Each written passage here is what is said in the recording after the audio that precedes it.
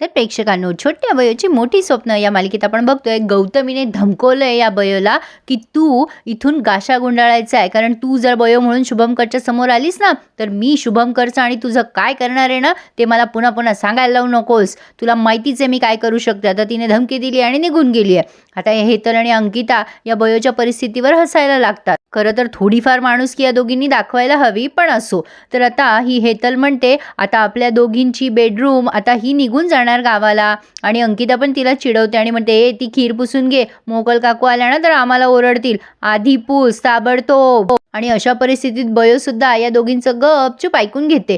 हो पुसते अंकिता. आणि आता ती टेन्शनमध्ये त्या विशालला फोन करते. तर आता विशाल म्हणतो काय मग सरस्वती मॅडम, झाली का खीर तयार? मला तर इथपर्यंत घमघमाट येतोय त्या खिरीचा. उद्या आण माझ्यासाठी सरस्वती ती खीर. आता बयो म्हणते सर मी कशी काय आता कॉलेजला येणार? बाबांना माझ्याबद्दल कळलं तर मला आता माझं कॉलेज सोडावं लागेल का? आता विशाल म्हणतो अगं सरस्वती, तू ह्या सगळ्या गोष्टींचा का विचार करतेस? आता बयो म्हणते पण मी त्यांना माझी ओळख नाही ना सांगू शकत. आता विशाल म्हणतो हे बघ ना, ह्या सगळ्या गोष्टी पुढच्या आहेत, आपण करू काहीतरी, आणि तू इतका विचार नको करू या गोष्टींचा, होईल ना काही ना काही. पण आता ही बयो म्हणते नाही सर, काहीतरी मार्ग काढावाच लागेल आपल्याला, म्हणजे माझं कॉलेजही बंद होणार नाही आणि बाबांना माझ्याबद्दल कळणार पण नाही. आता या विशालच्या डोक्याला उगाच टेन्शन देते बयो. असो, आता या शुभमकरांची चंपी करून देत असतो आरव. आता शुभमकर म्हणतात काय मस्त चंपी करतोस रे आरव तू, खरं तर साईड बिझनेस म्हणून तू हे काम करायला हवं. आरव म्हणतो काय रे बाबा, थट्टा करतोस का माझी? पण ना बयोसारखी चंपी कोणीच करू शकत नाही, तिच्या हातात खरंच जादू आहे. तर आता ही सुमन पण येऊन तेच बोलते, खरंच माझ्या बयोच्या हातात ना जादूच आहे. आता हे दोघेही जण आहे म्हणजे जरा वर्तमान काळाबद्दल बोलताय म्हणून शुभमकरांना नवल वाटलंय. मग दोघेही जण त्यांची वाक्य फिरवतात. म्हणजे सुमन म्हणते नाही म्हणजे बयोच्या हातात जादू होती असं म्हणायचंय मला. मग शुभमकर म्हणतात इरा कुठे आहे ग सुमन? आता ही सुमन म्हणते ती तिच्या खोलीत बसलेली आहे. मग शुभमकर इराशी बोलायला म्हणून निघून गेलेत. तर आरव आणि सुमन दोघांचं बोलणं चालू आहे. सुमन म्हणते दादा आपला किती खुश आहे ना? आता आरव म्हणतो हो आत्या, पण आता सुमनला प्रश्न पडलाय की आपल्या बयोबद्दल दादाला म्हणजे कळलं तर आता तो उद्या कॉलेजला जाईल ना. मग आरव म्हणतो आत्या हे बघ, आपल्या बाबांना सगळं काही कळणार आहे आणि मी बाबाला आता सगळं काही खरं खरं सांगणार आहे की बयोच म्हणजे सरूच आपली बयो आहे म्हणून. सुमन म्हणते अरे पण आता हे सगळं, पण आरव म्हणतो हे बघा त्या मी तुम्हाला आधीच सांगितलं होतं की बाबाचे रिपोर्ट नॉर्मल आले तर मी बयोबद्दल सगळं काही सांगणार. आता जे व्हायचं ते होऊ दे, आपण सगळं नंतर बघू, पण मी आता बाबाला सांगणार म्हणजे सांगणार. आता हा सीन ना प्रेक्षकांनो त्यांनी अतिशय सुरेख दाखवलाय. म्हणजे खरं तर हा बयोच्या बाबतीत दाखवला असता तर त्यांनी आणखीन छान वाटलं असतं, पण असो. तर आता ही इरा ड्रॉइंग काढत असते. शुभमकर येऊन तिला विचारतात काय करतेस बाळा? मग ती सांगते की मी ड्रॉइंग करते बाबा. मग शुभमकर म्हणतात तुला माहिती आहे हे कसलं ड्रॉइंग आहे? इरा म्हणते हो बाबा, अरे ते ना एक कोट आहे, म्हणजे ते असं सांगतं की लव्ह म्हणजे फायर आहे, डिझायर आहे. अरे बाबा हे खूप प्रसिद्ध गाणं आहे, तू पूर्ण गाणं ऐकशील ना तर तू म्हणजे खूपच आवडेल तुला. आता हे खूप सुंदर बोलतात शुभमकर सर. ते म्हणतात तुला याचा अर्थ माहिती आहे का बाळा? आता इरा म्हणते अरे हो कळालंय की मला, म्हणजे आपण एखाद्या माणसाच्या प्रेमात पडलो ना तर तो माणूस राख होऊन जातो, बन होऊन जातो. आता शुभमकर हसतात आणि म्हणतात अगं बाळा असा अर्थ नाही आहे त्याचा. अगं प्रेम आहे ना, प्रेम ते ना दवबिंदूसारखं असतं ग. म्हणजे बघ, आळवाच्या पानावर जर तो दवबिंदू पडला ना की तो चकाकतो आणि मातीवर पडला की तो विरून जातो. म्हणजे ते कधीच प्रेम असं बांधून ठेवत नसतं ग, हक्कही दाखवत नसतं, आणि ते जाळत तर अजिबात नसतं. ते जखमेवरनं अलवार फुंकर घालत असतं. प्रेम ना बाळा अगदी साधं सरळ असतं, ते आक्रमक कधीच नसतं. खरं तर प्रेम म्हणजे ना देवाचा एक अंश असतो. आपण देवाची भक्ती करताना जसं लीन होऊन जातो ना तसं आपण ज्याच्यावर प्रेम करतो ना त्याच्यामध्ये समरस होऊन जायचं असतं. म्हणूनच प्रेम हे देवासारखं सगळ्यात मोठ्या स्थानावर असतं, आणि त्याला ना अगं असं शब्दातूनच नाही, एखाद्या छोट्या कवितेतून वगैरे सुद्धा ते व्यक्त होऊ शकतं ग. आता इरा म्हणते अरे बाबा पण एखाद्या माणसाला त्याचं प्रेमच मिळत नसेल तर? शुभमकर म्हणतात अगं हीच तर प्रेमाची खरी गंमत आहे बाळा. प्रेम कधीच बांधून ठेवत नसतं, ते कायम मुक्त करत असतं. हे असं मागितलं जातं ना त्याला सौदा म्हणतात. खरं प्रेम कधीच सौदा करत नसतं. इरा म्हणते बाबा आपल्याला जर आपलं प्रेम मिळत नसेल तर आपण काहीच नाही करायचं का? शुभमकर म्हणतात बाळा सोडून द्यायचं. इरा म्हणते अरे असं कसं सोडून द्यायचं? शुभमकर म्हणतात हो रे राजा, अगं सोडूनच द्यायचं. जर आपलं प्रेम खरं असेल ना ते नक्कीच आपल्याला मिळतं, आणि प्रेम कधी असं बांधून नसतं ठेवत ग, ते मुक्त करत असतं. त्यालाच तर खरं प्रेम म्हणतात ना. अरे तुला विचारायचंच राहिलं, मी कशाला आलो होतो बरं इथे? अगं हां, उद्या मी कुठला शर्ट घालू ग? जे उद्या सत्काराला जायचं आहे ना. इरा म्हणते ए बाबा मी तुझ्यासाठी ऑनलाईन कपडे ऑर्डर केलेत.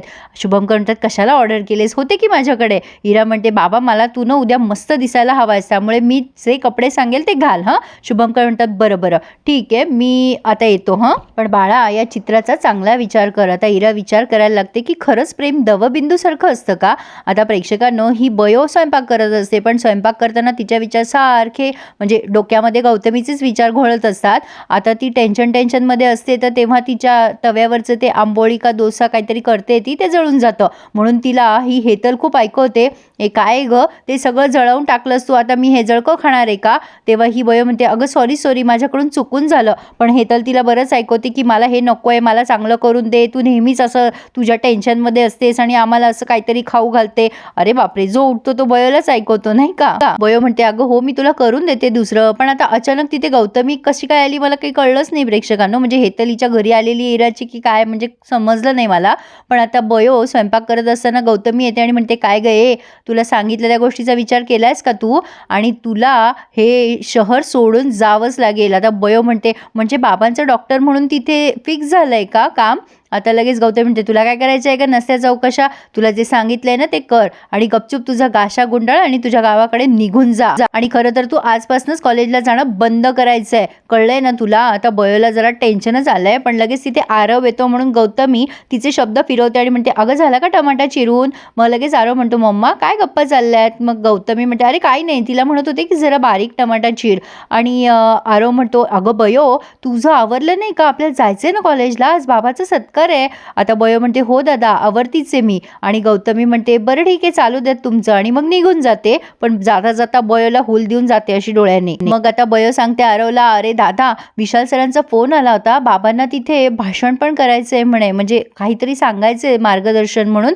आता आरव म्हणतो अरे वा मस्तच आहे की. अगो पण मग आपण हे बाबाला सांगायला हवं ना बयो, म्हणजे बाबा जरा पूर्वतयारी करेल. बयो म्हणते नको सांगूस दादा, बाबांना जर आपण सांगितलं ना तर ते सगळं तयारीनिशी बोलतील ना, पण आपण त्यांना नाही सांगितलं ते मनापासून बोलतील तिथे. तेव्हा आता आरव म्हणतो अरे मस्तच की, सत्कार आणि बाबाचं लेक्चर भारीच ना बयो, तू लवकर आवर, आपण लवकर निघूया, सोबतच जाऊयात आपण. पण आरवला ती टाळते बयो आणि म्हणते दादा तू जा, मला ना मैत्रिणीबरोबर जायचंय, तिचं जरा रस्त्यात काम आहे, तू जा आपण कॉलेजमध्ये भेटूयात. आरव म्हणतो बरं लवकर ये हं आपण भेटूयात कॉलेजमध्ये. आता ही बयो ठीक आहे असं म्हणते. आरव निघून गेल्यावर मनात त्याला सॉरी म्हणते, दादा सॉरी रे मला तुझ्याशी खोटं बोलावं लागलं. सुमन येते आणि म्हणते काय ग बयो एवढा का चेहरा उतरलाय तुझा, काय झालं पुन्हा. आता बयो म्हणते काही नाही ग आत्या. मग ही सुमन तिला जरा इमोशनल करते आणि म्हणते आत्याला नाही सांगणार का मनातली गोष्ट. मग बयो म्हणते इराची आई. मग लगेच ती म्हणते काय केलं या हडळीनं पुन्हा.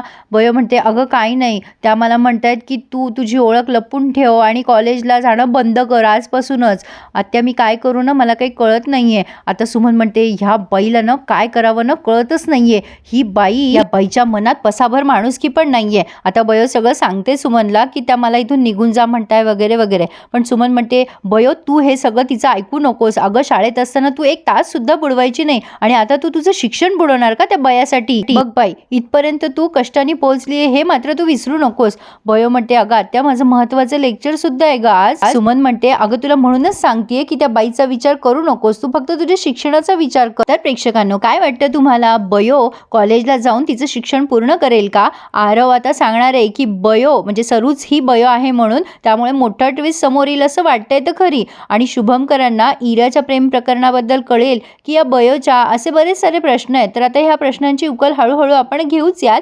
तर कसा वाटला आजचा रिव्ह्यू कळवा. आणि काही म्हणजे कालपासून ना ते पुढे काय होणार आहे ते दाखवत नाहीयेत. तर आजचा रिव्ह्यू आवडल्यास आपल्या चॅनलला लाईक आणि सबस्क्राईब करायला विसरू नका. धन्यवाद.